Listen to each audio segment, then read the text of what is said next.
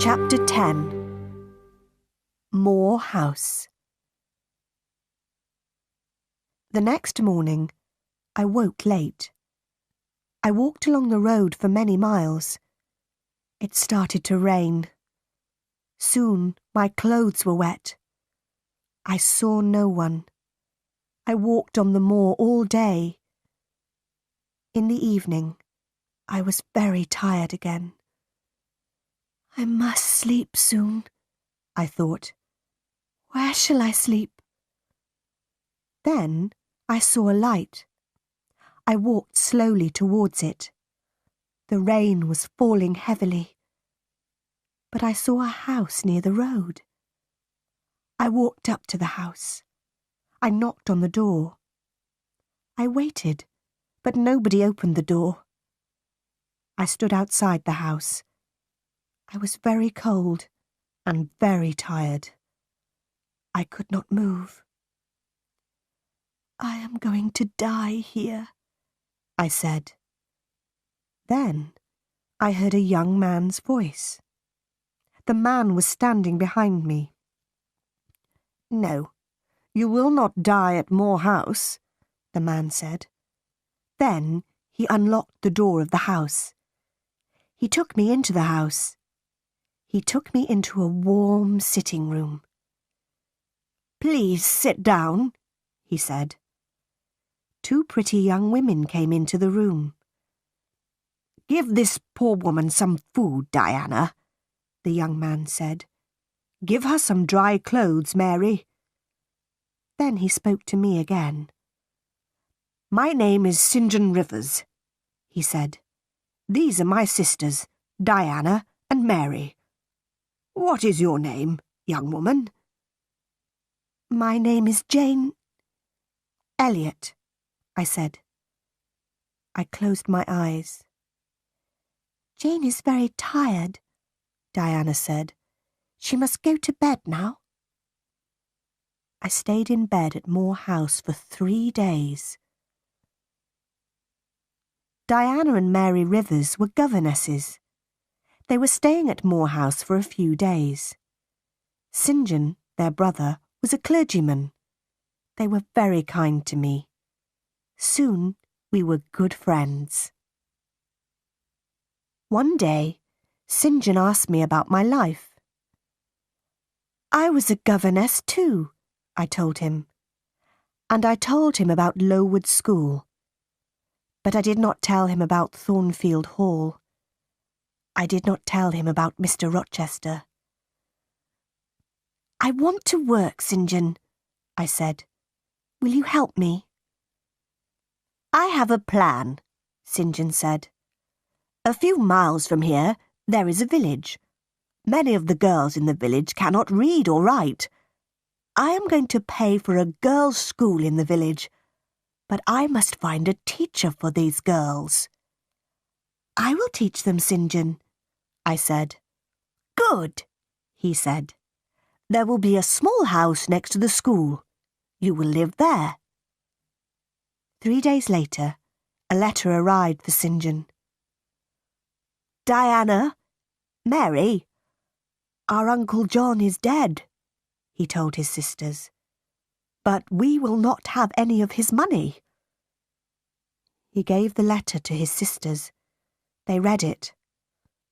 Uncle John was our mother's brother, Diana told me. He was very rich, but he has given all his money to another niece. We do not know her. Soon I went to live in the village. I lived in the house next to the school.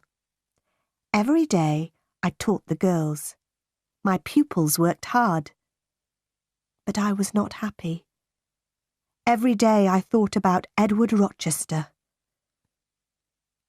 Does he think about me? I asked myself. 4 months passed. One day, St. John Rivers came to my house. He was holding a letter. He was worried. What is wrong? I asked. I want to ask you 3 questions, Jane, he replied. Is your name Jane Elliot? Do you have another name? Do you know Jane Eyre?" I looked at him for a moment. I did not speak. "I have some news for Jane Eyre," St. John said. "Jane Eyre was a pupil at Lowood School, and she was a teacher there. Then she was a governess at Thornfield Hall, the home of Mr. Edward Rochester." "How do you know this?" I asked. "What do you know about Mr. Rochester? How is he?" "I don't know," St. John said. "This letter is from a lawyer. The lawyer tells a story about Mr. Rochester. Mr. Rochester had a mad wife, but he tried to marry Jane Eyre. She left Thornfield. Now this lawyer, Mr. Briggs, is trying to find her." "I will tell you the truth, St. John," I said. "My name is not Jane Elliot. My name is Jane Eyre, and I was a governess at Thornfield Hall. I know Mr. Rochester." "Did Mr. Briggs write anything about Mr. Rochester?" "No. The letter is about you, Jane," St. John said. "Your uncle, John Eyre, is dead. John Eyre has given you £20,000. You are rich, Jane." "But why did Mr. Briggs write to you?" I asked. "My mother's name was Eyre," St. John said. "She was your father's sister, Jane." "Then you, Diana and Mary are my cousins," I said. I thought carefully for a moment. "Write to Diana and Mary," I said. "They must come home. I will give all of you some of Uncle John's money." The next day, I wrote to Mr. Briggs. I gave St. John, Diana and Mary £5,000 each.